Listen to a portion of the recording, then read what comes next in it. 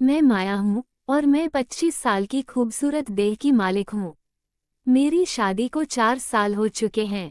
जीवन में मुझे हर सुख मिला मगर एक वह सुख नहीं मिल पाया जो एक औरत चाहती है और वह सुख था मेरे पति रोहन का प्यार। मेरे पति एक बड़े बिजनेसमैन हैं और बिजनेस के चलते वह हमेशा घर से बाहर ही रहते हैं। मेरे पास सुख साधन संपत्ति सब है मगर जिस चीज को हमेशा मैं अपने साथ चाहती हूँ वह मेरे पास नहीं है और वह है मेरा पति और उसका प्यार। मेरे घर में एक नौकर भी है जिसका नाम अविनाश है और उसकी उम्र 21 साल है।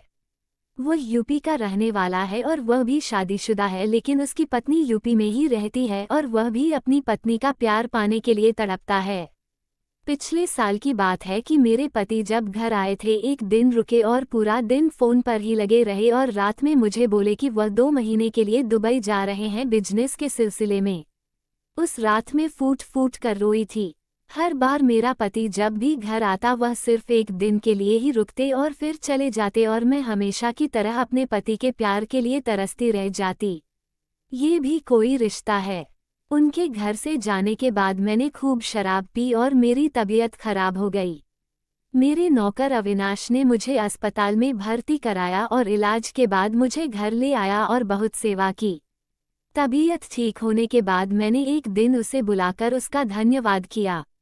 अविनाश बोला, मैम साहब, हम तो आपके नौकर हैं, आपकी सेवा करना हमारा काम है।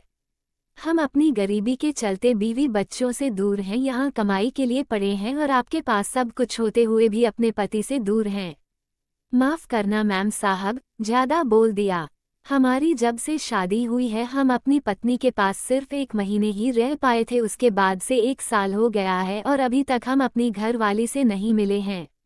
बहुत याद आती है उसकी मगर कमाएंगे नहीं तो घर कैसे चल पाएगा। मैंने उसे 1000 दिए और कहा, जाओ अपने घर हो आओ। उसने कहा, नहीं मैम साहब, हम ये पैसे घर भेजेंगे ताकि हमारा घर चलता रहे। हम आपकी सेवा में यहीं पर रहेंगे। आपका बहुत बहुत धन्यवाद। वैसे भी मालिक घर पर नहीं है तो हमें ही आपका ख्याल रखना होगा।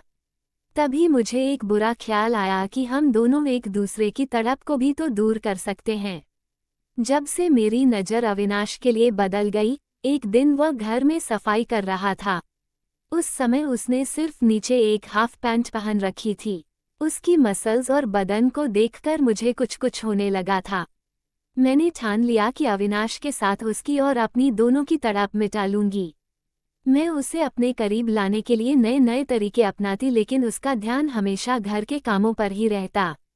मैं जानबूझकर उसके सामने छोटे छोटे कपड़े पहनती ताकि उसका ध्यान भटके और वह मेरी तरफ आकर्षित हो, लेकिन वह तो हमेशा अपने कामों में ही बिजी रहता। मैं जब नहाने के लिए जाती तो बाथरूम का दरवाजा जानबूझकर खुला छोड़ देती और अक्सर अविनाश के सामने में छोटी छोटी नाइटी कपड़े में ही रहती। लेकिन मेरे सारे हाथ कांटे फेल हो चुके थे। मुझे लगा मुझे कोई और ट्रायल करना चाहिए जिससे कि अविनाश जल्दी बहक जाए। मैंने अविनाश को एक बार अपने पास बुलाया और उससे कहा, क्या आज मेरा शराब पीने का बहुत मन है? उसने कहा, मैम साहब, शराब सेहत के लिए अच्छी नहीं होती और पिछली बार भी आपने इतनी शराब पी थी कि आपकी तबीयत खराब हो गई थी। मैंने कहा, तो फिर मैं क्या करूं? मुझे अपने पति की बहुत याद आ रही है और मैं पति का प्यार पाने के लिए तड़प रही हूं और मेरा पति मेरी बेचैनी को नहीं समझता। वो खामोशी से सर झुकाए मेरी बातें सुनता रहा। मैंने 2 गिलासों में शराब डाली और एक गिलास शराब का उठाकर मैंने अविनाश के हाथ में दे दिया। उसने कहा, मैम साहब, मैं शराब नहीं पीता और मेरी इतनी औकात भी नहीं है जो मैं इस तरह से शौक पालूं। मेरी पूरी तरह से बेबस थी। आखिर करूं तो क्या करूं?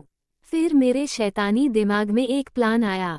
मैं समझ गई थी कि यह प्लान जरूर काम करेगा क्योंकि मैं जानती थी कि मेरे पति को मुझसे ज़्यादा अपने बिजनेस की फिक्र है और मैं इस तरह की जिंदगी नहीं जीना चाहती थी। हर लड़की शादी के बाद यही चाहती है कि उसका पति उसके पास रहे, उससे प्यार करे, उसका ख्याल रखे और शायद मेरी किस्मत में पति का प्यार नहीं था। उस रात अविनाश मेरे कमरे में आया और बोला, मैम साहब, खाना लगा दूं?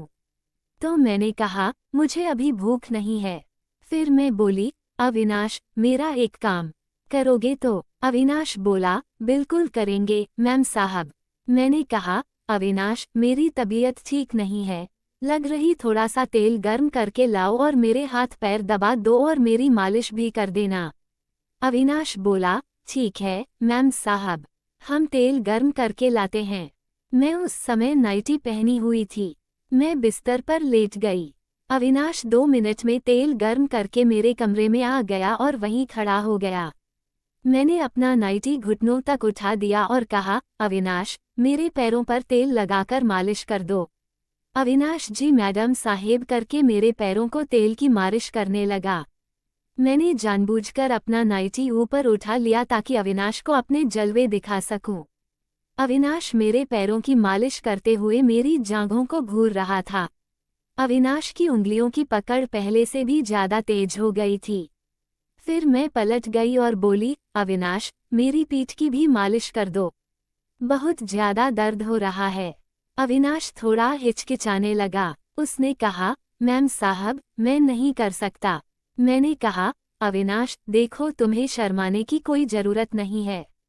मैंने तुम्हें अपने काम पर रखा हुआ है और इस मालिश के पैसे मैं तुम्हें अलग से दूंगी ताकि तुम्हारा घर भी अच्छे से चल सके। मैंने उसे पैसों का लालच दिया। अविनाश ने मेरा नाइटी पीठ से उठाकर पीठ की मालिश करना चालू कर दिया। मैंने दीवार पर लगे शीशे में देख लिया कि अब वह मेरे बदन को घूर रहा था। मैंने कहा, अविनाश, मेरी पीठ पर अच्छे से मसाज करो। वह कांपते हुए हाथों से मेरी पीठ की मसाज कर रहा था। उसके हाथ बहुत ज्यादा कांप रहे थे। थोड़ी देर बाद मैं पलट के सीधी हो गई और बोली, अविनाश, अब मेरे पेट की भी मालिश कर दो। अविनाश बोला, मैम साहब, यह क्या कह रही हैं? अविनाश बुरी तरह से कांप रहा था। मैंने दोनों हाथ पकड़कर अपने पेट पर रख दिए और बोली, अविनाश, डरो मत, मालिश करके देखो कैसे लगे हैं। बोला, अच्छा लग रहा है। अविनाश कांपते हुए कहने लगा, मैम साहब, अगर मालिक को पता चल गया तो मेरी नौकरी चली जाएगी। मैं बहुत गरीब इंसान हूँ। मैं अपनी पत्नी को घर के खर्च के लिए पैसे कहाँ से भेजूंगा अगर मालिक ने मुझे नौकरी से निकाल दिया तो। मैंने कहा, अविनाश, उसकी फिक्र तुम ना करो, जैसे मैं कहती हूँ वैसा करो। वैसे भी तुम्हारे मालिक यहाँ नहीं रहते हैं, वह तो 2 महीने के लिए बाहर गए हुए हैं और घर में हम दोनों के अलावा और कौन है जो तुम्हारे मालिक को यह सब बताएगा। फिर मैंने कहा, देखो अविनाश, अगर तुम मेरी मर्जी के मुताबिक चलते रहोगे तो तुम सोच भी नहीं सकते कि मैं तुम्हें बहुत ज्यादा मालामाल कर दूंगी।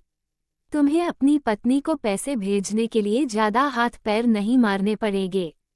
तुम बस मेरी इच्छा को पूरी करो और अपनी पत्नी और परिवार की टेंशन लेना बंद कर दो। मैं हूं ना तुम्हारे साथ। मैं सब ठीक कर दूंगी और तुम्हारे परिवार का सारा खर्च मैं खुद उठाऊंगी। वो हिचक रहा था मगर मैं समझ चुकी थी कि अविनाश खुद पर काबू नहीं कर पा रहा है और वह जानबूझकर खुद को रोक रहा है।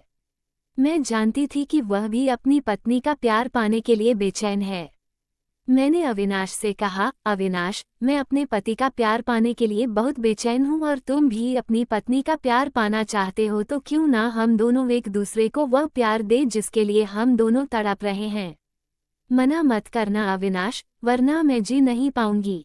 यूं समझ लो आज की रात में ही तुम्हारे घर वाली हूँ और तुम्हारा मुझ पर पूरा अधिकार है। इतना कह मैंने उसे अपनी बाहों में जकड़ लिया लेकिन अविनाश ने मुझे एक ही झटके में खुद से दूर कर दिया और मेरे पैरों में चादर उठाकर मेरे पूरे बदन को ढक दिया और वह सर झुकाकर अपने हाथों को जोड़कर खड़ा हो गया और कहने लगा, मैम साहब, ये हमसे नहीं होगा। हम अपनी पत्नी से बहुत ज्यादा प्यार करते हैं और हम अपनी पत्नी के साथ बेवफाई नहीं कर सकते और ना ही अपने मालिक के साथ गद्दारी कर सकते हैं, वरना हम गद्दार कहलाएंगे। मैम साहब, हम गरीब जरूर हैं लेकिन अपनी मेहनत का खाते हैं। हम जानते हैं कि मालिक आपको छोड़कर कई कई महीनों तक बाहर विदेश में रहते हैं लेकिन इसका मतलब यह नहीं कि आप मालिक के साथ बेवफाई करो। आप मालिक से प्यार से बात तो करके देखो, शायद वह आपकी बात मान जाए। जब हम अपनी पत्नी के बगैर उसकी यादों के सहारे जी सकते हैं तो फिर आप क्यों नहीं। आखिर प्यार तो विश्वास भी तो कोई चीज होती है और फिर मालिक बाहर रहकर इतनी मेहनत करते हैं, वह भी तो आपकी ही खुशी के लिए ही तो करते हैं। अगर मैं ज्यादा बोल दिया हूँ तो माफ करना मैम साहब। अविनाश की बातें सुनकर मेरे सर शर्म से झुक गया था। मैं उसे नजरें भी नहीं मिला पा रही थी। उसकी एक एक बात मेरे कानों में जलते हुए तेल की तरह लग रही थी। ठीक ही तो कह रहा था वह। अविनाश हाथ जोड़कर कहने लगा, मैम साहब, अब मैं आपके घर में काम नहीं कर सकता। मैं कल ही यहाँ से चला जाऊंगा और कोई दूसरी नौकरी तलाश करूंगा। मैंने अविनाश से कहा, ऐसा मत करो। मैं अपनी गलती के लिए बहुत ही शर्मिंदा हूँ। तुम क्यों नौकरी छोड़ रहे हो? तो अविनाश ने कहा, नहीं मैम साहब, अब हमारा यहाँ से चले जाना ही अच्छा होगा, क्योंकि जब जब हम आपको देखेंगे तो शायद हम अपने से नज़रें नहीं मिला पाएंगे और ना ही आप हमसे नज़रें मिला पाएंगे। और मैम साहब, आप भी जवान हैं और हम भी जवान हैं, कहीं हम बहक ना जाएं। हमें बहुत डर लगता है, इसलिए हमारा यहाँ से चले जाना ही ठीक है। मैंने हाथ जोड़कर अविनाश से माफ़ी मांगी और कहा, मैंने जो भी गलती की उसके लिए मुझे माफ़ कर दो। अविनाश, मैं थोड़ी देर के लिए बहक गई थी। पता नहीं कैसे मेरे दिल में और दिमाग में शैतान ने कब्जा कर लिया था। अविनाश ने कहा, वेम साहब, आप हमसे माफ़ी ना मांगे। इस उम्र में इंसान से कभी कभी गलतियां हो जाती हैं और आप मालिक से बातें करें, सब कुछ ठीक हो जाएगा। इतना कहकर अगले ही दिन अविनाश अपना सारा सामान उठाकर हमारे घर से हमेशा हमेशा के लिए चला गया। जाते जाते अविनाश ने मुझे माफ़ तो कर दिया था, लेकिन मेरी गलतियों की वजह से बेचारे गरीब अविनाश को इस नौकरी को छोड़ना पड़ा। मैंने अपनी गलतियों की वजह से एक अच्छे और भोले भाले शरीफ नौकर को खो दिया था। कुछ दिनों बाद मैंने अपने पति रोहन से बात की। मैंने उन्हें अपनी बेचैनी के बारे में बताया और कहा कि मुझे उनकी ज़रूरत है। रोहन ने मुझसे वादा किया कि वह जल्द ही घर आएंगे और हमारे रिश्ते को सुधारने की कोशिश करेंगे। मैंने अविनाश को एक बार फिर से बुलाने की कोशिश की, लेकिन वह नहीं आया। मैंने महसूस किया कि मेरी गलती की वजह से उसे बहुत दुख हुआ होगा। इस घटना ने मुझे सिखाया कि सच्चा प्यार और विश्वास कितना महत्वपूर्ण है। मैंने अपने पति के साथ अपने रिश्ते को मजबूत बनाने का फैसला किया और अविनाश के लिए भी दुख हुआ। अविनाश की बातें मेरे दिल को छू गई। मुझे उसे पर बड़ा दया आई और दुख भी हुआ कि देखो, ये पत्नी के बिना रह रहा है, फिर भी इसने अपने ऊपर इतना कंट्रोल करके रखा हुआ है। और यह अपनी पत्नी के प्रति कितना वफादार है। और अपनी पत्नी का कहते हैं ध्यान रखना है। और एक मेरा पति है जो कि अपनी पत्नी का कोई भी ध्यान नहीं रखता है, और एक तरफ मैं अपनी पति से बेवफाई कर रही हूँ। मुझे उसका भी बहुत अपने आप में पश्चाताप और रंज हुआ, और उसे दिन के बाद से मैंने कसम खा ली कि अब मैं इस तरह से किसी को गलत नज़र से नहीं देखूंगी। तो दोस्तों, यह मेरी कहानी आपको कैसी लगी?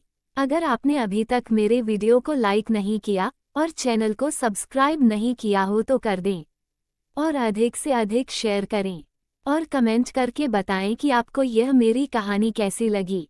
और इसी तरह से आपके लिए ये चैनल नई नई कहानी लाकर देते रहेगा। तो कृपया आप बेस्ट कहानी इन हिंदी को सब्सक्राइब कर